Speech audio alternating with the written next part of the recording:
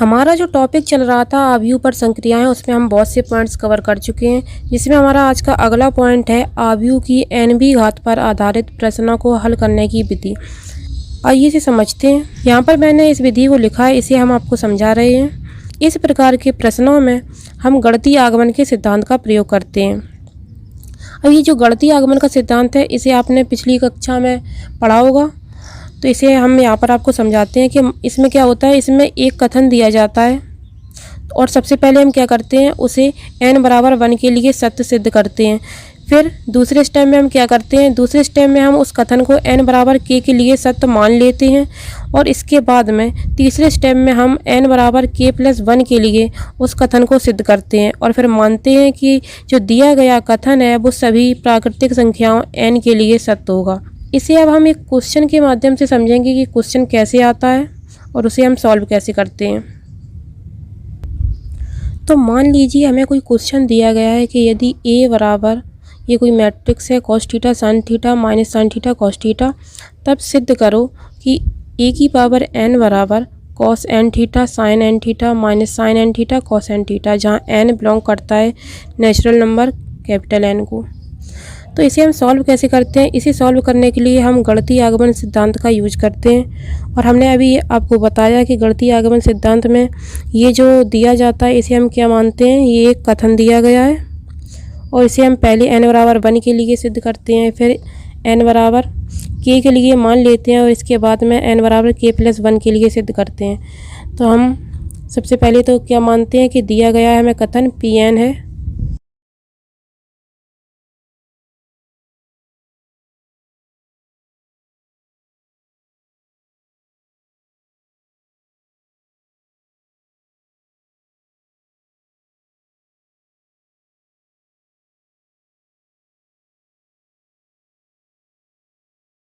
तो हमने मान लिया कि Pn सच दैट a बराबर, ये कोई एक कथन है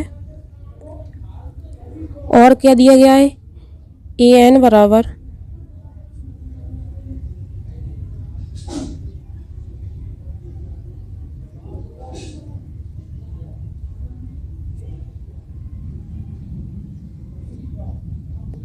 अब हम सबसे पहले गणितीय आगमन का जो हमारा पहला स्टेप था n बराबर 1 के लिए, तो हम वही सिद्ध कर रहे हैं। पहला स्टेप है n बराबर 1 के लिए।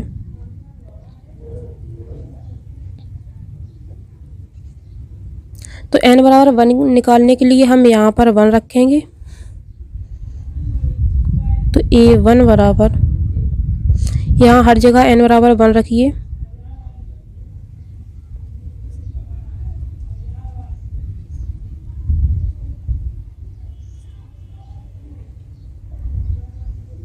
तो इससे क्या सिद्ध हुआ कि जो दिया गया कथन है वो n बराबर 1 के लिए सत्य है। और हमें ये कैसे पता चला, a की पावर 1 का मतलब a, और a की वैल्यू कितनी आई, cos theta sin theta minus sin theta cos theta, जो कि यहाँ पर दी गई है। तो इससे हम देख सकते हैं कि जो n बराबर 1 के लिए कथन सत्य है। तो हम क्या लिखेंगे, अतः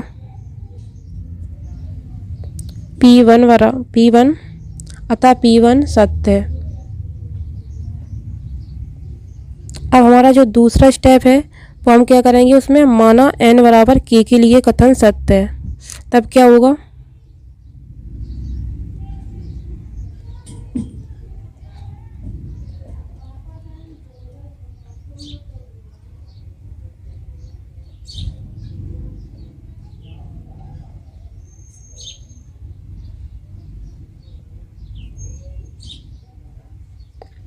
तब क्या होगा, pk सच दैट a की पावर k बराबर, यहाँ n की जगह पर k रखेंगे तो यहाँ पर भी n बराबर k रखेंगे।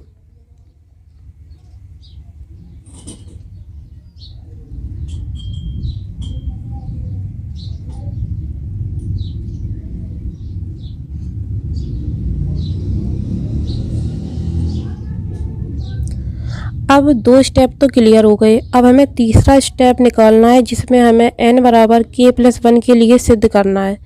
तो हम तीसरा स्टेप देखते हैं। तो n बराबर k + 1 के लिए सिद्ध करने के लिए हम क्या करेंगे, सबसे पहले हम मानते हैं, माना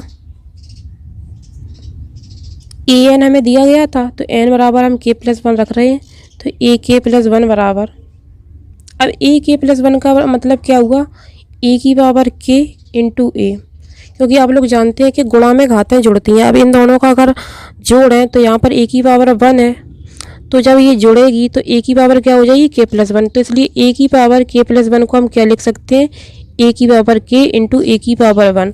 और हम जानते हैं कि हम पहले से ही ए की पावर के और ए की पावर वन की वैल्यू निकाल चुके हैं, तो हम यहाँ पर वैल्यू पुट करते हैं।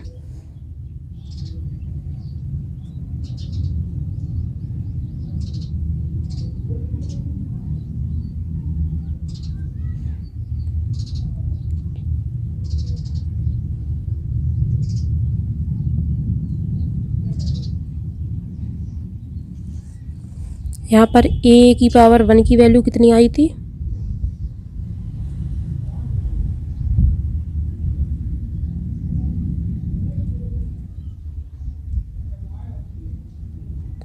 अब यहाँ पर हम देख सकते हैं डॉट लगा, इसका मतलब है कि गुणा करना है इन दोनों का। और गुणा करना तो हम पिछली वीडियो में सीख ही चुके हैं कि एक मैट्रिक्स का दूसरे मैट्रिक्स में कैसे गुणा करते हैं। सबसे पहले हम चेक करते हैं कि जो पहला मैट्रिक्स है उसमें स्तंभों की संख्या और जो दूसरा मैट्रिक्स है उसमें पंक्तियों की संख्या क्या आपस में बराबर है। तो आप यहाँ देख सकते हैं कि पहले मैट्रिक्स में स्तंभों की संख्या और दूसरे मैट्रिक्स में पंक्तियों की संख्या आपस में बराबर है। अब हम इसका गुणा कर सकते हैं। तो गुणा करने के लिए हम क्या करते हैं, गुणा करने के लिए हम सबसे पहले R1 का गुणा C1 में करते हैं, फिर पूरी R1 का गुणा पूरे C2 में करते हैं। इसी प्रकार से हम R2 का गुणा पहले C1 में करेंगे, फिर R2 का गुणा C2 में करेंगे और सबके बीच में प्लस का चिन्ह लगाते हैं। पिछली वीडियो में हम आपको गुणा करना बहुत अच्छे से समझा चुके हैं। तो आइए गुणा करते हैं पहली रो का पहले स्तंभ में, तो कॉस के थीटा का गुणा कॉस थीटा में होगा,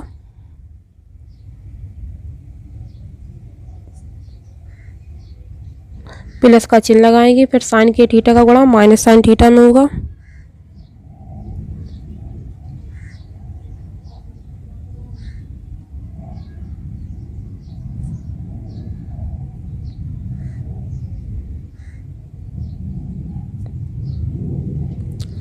अब R1 का गुणा C1 में तो हो चुका है, अब R1 का गुणा C2 में करेंगे।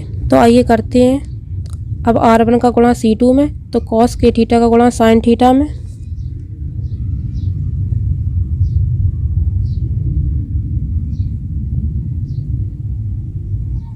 प्लस का चिन्ह लगाएंगे, अब साइन के थीटा का गुणा कॉस थीटा में।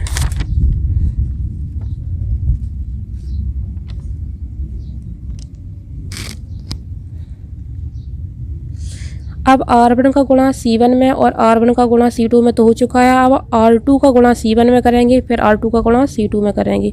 तो हम पहले R2 का गुणा C1 में कर रहे हैं, तो माइनस साइन के थीटा का गुणा कॉस थीटा में करेंगे,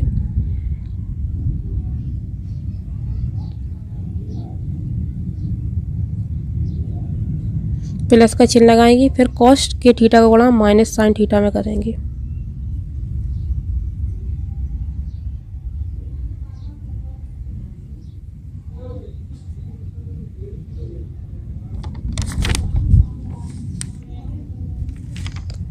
अब R2 का गुणा C1 में हो चुका है, अब R2 का गुणा हम C2 में करेंगे। तो आइए करते हैं, माइनस साइन के थीटा गुणा साइन थीटा में,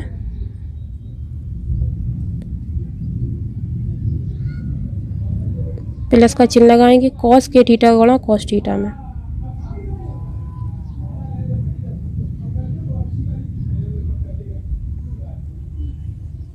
अब हम इसे सॉल्व कर लेते हैं।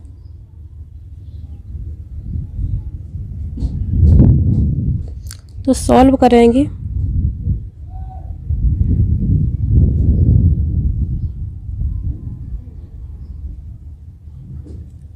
अब आप यहाँ देखिए ये माइनस है, तो ये माइनस और प्लस क्या हो जाएगा, माइनस।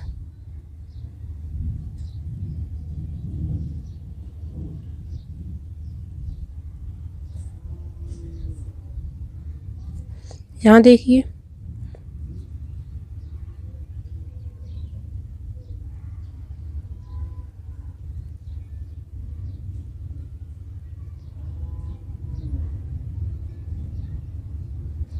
यहाँ देखिए यहाँ पर क्या है,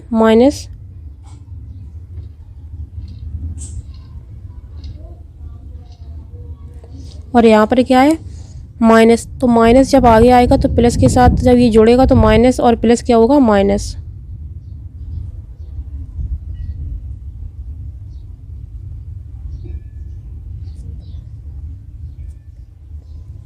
अब ये वाला देखिए, इस वाले को सॉल्व कर रहे हैं, ये क्या है माइनस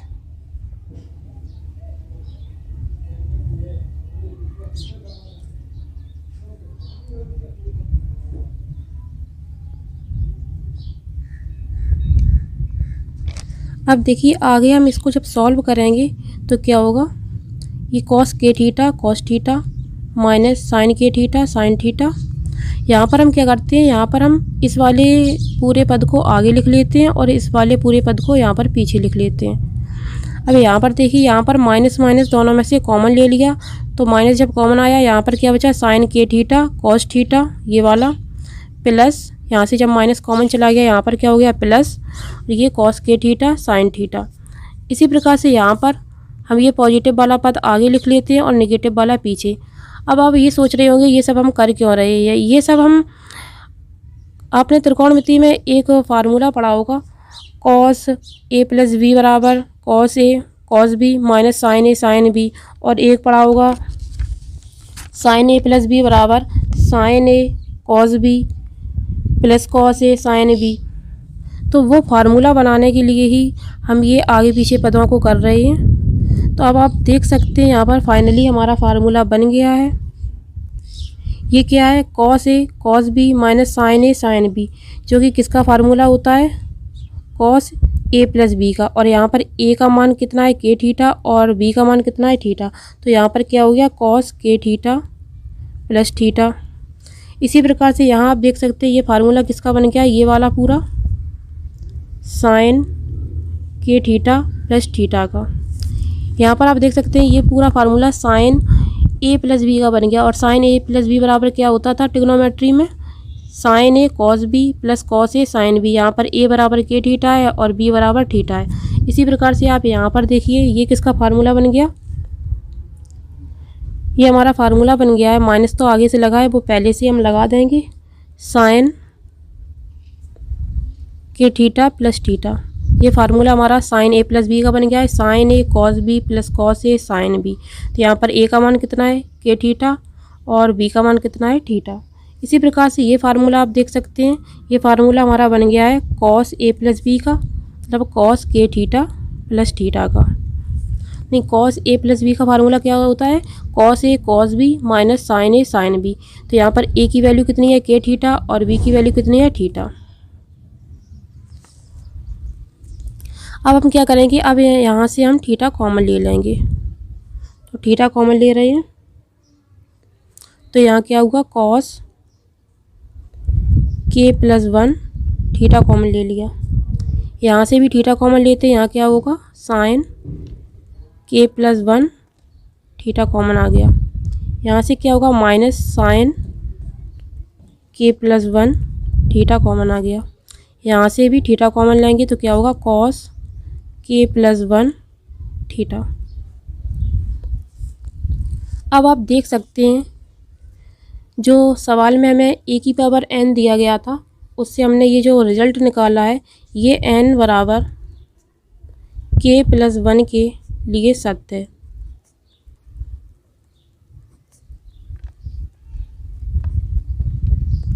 क्योंकि जहाँ जहाँ पर हमें फार्मूले में n था वहाँ पर हमारा k प्लस वन आ चुका है, तो इसलिए हम कह सकते हैं कि ये जो रिज़ल्ट निकला है वो n बराबर k प्लस वन के लिए सत्य है। तो अब हम कह सकते हैं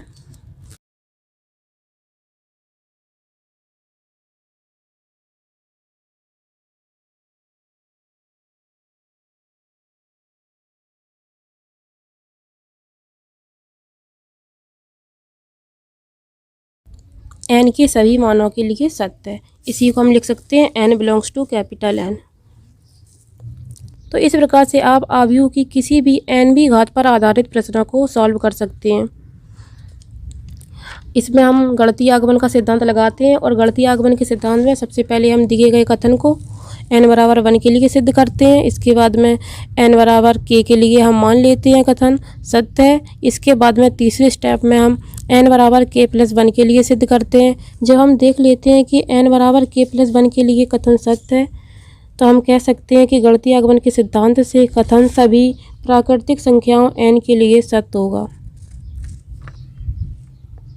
तो अभी तक हमने n घात पर आधारित प्रश्नों को सॉल्व करने की विधि देखी। अब हम देखेंगे आव्यूह बहुपद पर आधारित प्रश्नों को हल करने की विधि। यदि a बराबर ये कोई मैट्रिक्स है तब एफ ए का मान ज्ञात करो, जबकि एफ एक्स बराबर x² - 2x + 3 हो। इन क्वेश्चनों में क्या होता है कि यहाँ पर एक हमें बहुपद दे दिया जाता है, जैसे ये दिया गया है एफ एक्स बराबर x² - 2x + 3 और एक मैट्रिक्स दिया जाता है, तो हमें फंक्शन ऑफ ए का मान निकालना होता है। तो इसे हम कैसे निकालते हैं, आइए इसको हम सॉल्व करने की विधि देखते हैं। सबसे पहले हम क्या लिखेंगे कि हमें दिया क्या गया है, तो दिया है एफ एक्स बराबर x² - 2x + 3, इसे हम समीकरण नंबर 1 मान लेते हैं। और क्या दिया गया है, a बराबर -4 1 3 2।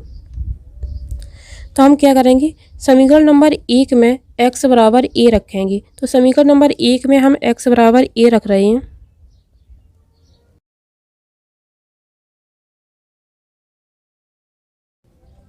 क्या होगा, एफ एक्स की जगह पर क्या आएगा, a, एफ ए बराबर x की जगह क्या रखना है, a, तो क्या हो जाएगा a² - 2x की जगह पर a + 3। अब इसको हम ऐसे भी लिख सकते हैं, एफ ए बराबर a² - 2a + 3i। अब ये आई कहाँ से आई, आप ये सोच रहे होंगे। मैंने आपको बताया था पिछली वीडियो में जब हमने आव्यूह के प्रकार बताए थे। आई क्या होता है, एक आइडेंटिटी मैट्रिक्स होता है जिसके जो विकर्ण के सभी अवयव होते हैं वो 1 होते हैं और शेष सभी अवयव 0 होते हैं। आइडेंटिटी का मतलब आप ऐसे भी समझ सकते हैं, इकाई आव्यूह और जिसका मान 1 होता है। तो आप जानते हैं कि अगर किसी भी संख्या में हम 1 का गुणा करेंगे तो संख्या तो वही रहेगी। और यहाँ पर हमने आई क्यों लिखा है, क्योंकि हमें आव्यूह का जोड़ घटाना करना है। तो आव्यूह का जोड़ घटाना करने के लिए हमें आव्यूह ही चाहिए। तो आव्यूह बनाने के लिए हमने यहाँ पर आइडेंटिटी मैट्रिक्स से गुणा कर दिया है, क्योंकि सिंगल 3 तो जोड़े नहीं जा सकते किसी भी आव्यूह में। आव्यूह का योग में आव्यूह ही जुड़ता है, तो इसलिए हमने 3 को आव्यूह बनाने के लिए यहाँ पर आइडेंटिटी मैट्रिक्स से गुणा मान लिया है। तो हम एफ ए की जब वैल्यू निकालेंगे तो हम कैसे निकालेंगे, एफ ए बराबर a² का मतलब क्या होता है, a × a। हमने आपको आव्यूह का जब गुणा पढ़ाया था उसमें हमने आपको बताया था कि a² बराबर क्या है, a × a। इसका मतलब क्या हुआ, यहाँ पर हम लिखेंगे a × a - 2a + 3i। अब यहाँ पर हम सभी की वैल्यू पुट कर देते हैं। तो a की वैल्यू हमें दी गई है ये -4 1 3 2। फिर से a की वैल्यू यही लिखते हैं, -4 1 3 2। माइनस का चिन्ह लगाते हैं, यहाँ पर 2 लिखते हैं। यहाँ पर हम a की वैल्यू फिर से पुट करते हैं, ये वाली -4 1 3 2 + 3। अब यहाँ पर आइडेंटिटी मैट्रिक्स का मान आप जानते हैं, विकर्ण के सभी अवयव 1 होते हैं और शेष सभी अवयव 0 होते हैं। तो ये आइडेंटिटी मैट्रिक्स है। अब आप यहाँ पर ये सोच रहे होंगे कि हमने ये वाला 2x2 ऑर्डर का ही क्यों लिया है, क्योंकि जो हमें मैट्रिक्स ए का मान दिया गया है वो भी 2x2 का ही है। अगर यहाँ पर 3x3 का होता है तो हम यहाँ पर जो आइडेंटिटी मैट्रिक्स मानते हैं वो भी 3x3 का होता। अगर यहाँ पर 4x4 ऑर्डर का होता तो यहाँ पर भी हम आइडेंटिटी मैट्रिक्स जो मानते हैं वो 4x4 ऑर्डर का मानते। चूँकि यहाँ पर 2x2 ऑर्डर का दिया गया है इसलिए हमने जो आइडेंटिटी मैट्रिक्स माना है वो भी 2x2 ऑर्डर का ही माना है, क्योंकि जोड़ने के लिए या गुणा करने के लिए जो इनके ऑर्डर हैं वो समान होने चाहिए इसलिए। तो सबसे पहले तो हम इनका गुणा करते हैं। गुणा करने के लिए हमने आपको बताया था, सबसे पहले हम क्या चेक करते हैं कि पहले आव्यूह में स्तंभों की संख्या और दूसरे आव्यूह में पंक्तियों की संख्या बराबर है, तो यहाँ पर ये बराबर है। अब फिर गुणा करेंगे, तो गुणा करने के लिए हम क्या करेंगे, गुणा करने के लिए हम पहली पंक्ति को पहले स्तंभ से, फिर पहली पंक्ति को दूसरे स्तंभ से गुणा करते हैं। तो हम कर रहे हैं पहली पंक्ति का पहले स्तंभ में गुणा, तो -4 गुणे -4 यहाँ पर प्लस का चिन्ह लगाएंगे, 1 का गुणा 3 में। अब पहली पंक्ति का गुणा पहले स्तंभ में हो गया है। अब हम पहली पंक्ति का गुणा दूसरे स्तंभ में करेंगे। तो -4 का गुणा 1 में, प्लस लगाया, 1 का गुणा 2 में। ठीक है, ये गुणा हो गया। अब हम क्या करेंगे, दूसरी पंक्ति का गुणा पहले स्तंभ में करेंगे, फिर दूसरी पंक्ति का गुणा दूसरे स्तंभ में करेंगे। तो 3 का गुणा -4 में, प्लस का चिन्ह लगाएंगे, 2 का गुणा 3 में।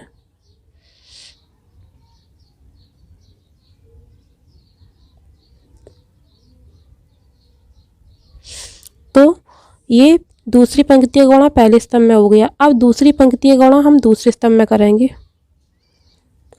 तो 3 का गुणा 1 में, प्लस 2 का गुणा 2 में। इस प्रकार से हमने ए और ए का गुणा कर लिया है। अब यहाँ पर आ जाइए, इस वाले पद में हम क्या करेंगे, माइनस। हमने आपको एक अदिश संख्या से अवयव में गुणा करना बताया था। गुणा करने के लिए हम क्या करते हैं, जो हमें अदिश संख्या दी जाती है उसका गुणा हम पूरे अवयव में करते हैं। तो यहाँ पर हम पूरे अवयव में 2 से गुणा करेंगे। 2 का गुणा जब -4 में करेंगे कितना आएगा, -8। 2 का गुणा जब 1 में करेंगे तो कितना आएगा, 2। 2 का गुणा 3 में करेंगे कितना आएगा, 6। 2 का गुणा 2 में करेंगे कितना आएगा, 4। ये वाला प्लस। इसी प्रकार से अब हम 3 का गुणा इस आइडेंटिटी मैट्रिक्स में करेंगे। तो 3 का गुणा हम पूरे मैट्रिक्स में करेंगे, सभी अवयवों में। तो 3 का गुणा 1 में करेंगे तो 3, 3 का गुणा 0 में करेंगे 0, 3 का गुणा 0 में करेंगे 0, 3 का गुणा 1 में करेंगे तो 3। इतना क्लियर है। अब आगे हम इसे सॉल्व करते हैं।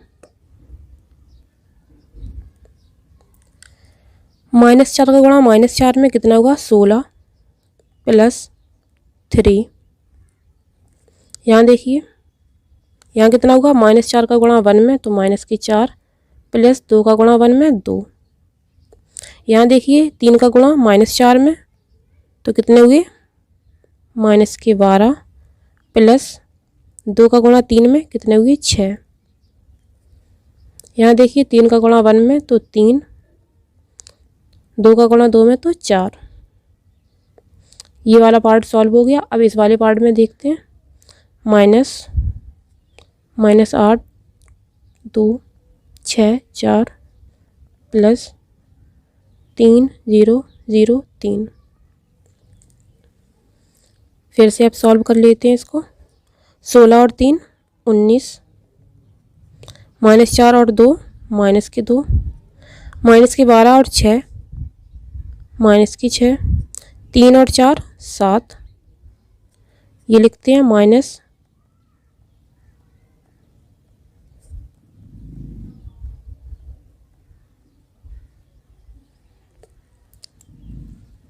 अब इस पूरे अवयव को हम कैसे सॉल्व करेंगे। अब इस पूरे अवयव में केवल हमें जोड़ना और घटाना है, और जोड़ना और घटाना दोनों सेम ही तरीके से होता है।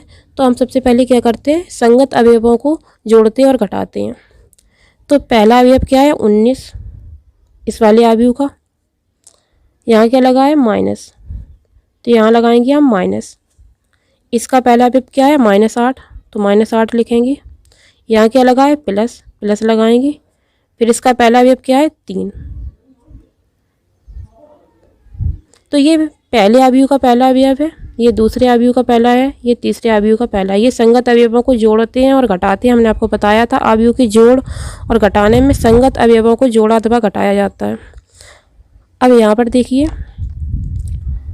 पहले अवयव का जो दूसरा अवयव है कितना है, -2। ये वाला माइनस लगाएंगे। इसका कौन सा अवयव है, 2। इसका प्लस लगाएंगे, ये वाला। इसका अवयव कौन सा है, 0। अब हम क्या करेंगे, ये तीसरा अवयव इसका कौन सा है, -6। ये वाला माइनस लगाएंगे। अब क्या लिखेंगे, ये वाला 6। ये वाला प्लस लगाएंगे। अब क्या लिखेंगे, ये वाली 0। इसी प्रकार से अब क्या लिखेंगे, ये वाला 7, फिर क्या लिखेंगे, ये वाला माइनस, फिर क्या लिखेंगे, ये वाले 4, फिर क्या लिखेंगे, ये वाला प्लस, फिर क्या लिखेंगे, ये वाले 3। अब इसको हम सॉल्व कर लेंगे। हमने संगत अवयवों को जोड़ घटा लिया है। अब हम इसको सॉल्व करेंगे तो सॉल्व करने पर क्या आएगा, ये है 19 माइनस माइनस प्लस, प्लस का 8 प्लस के 3, यहाँ क्या हो गया, माइनस के 2 और प्लस की 0, माइनस के 2 प्लस की 0, यहाँ क्या हुआ, माइनस के 6 प्लस 0, यहाँ पर क्या हुआ 7 माइनस 4 प्लस 3। अब इसको हम आगे सॉल्व करते हैं। 19 8 और 3 कितने हुए, 30, माइनस के 2 और माइनस के 2 कितने हुए, माइनस के 4, माइनस के 6 और माइनस के 6 कितने हुए, माइनस के 12, प्लस के 7 और प्लस के 3 कितने हुए, प्लस के 10, और जब प्लस के 10 में से माइनस के 4 जाएंगे तो कितने बचेंगे, प्लस के 6। तो इस प्रकार से जब हमें किसी भी सवाल में एक आव्यूह दिया जाता है और एक पॉलिनोमियल या आव्यूह बहुपद दिया जाता है तो और हमसे fa का मान पूछा जाता है, तो इस प्रकार से हम किसी भी सवाल में fa की वैल्यू फाइंड कर सकते हैं।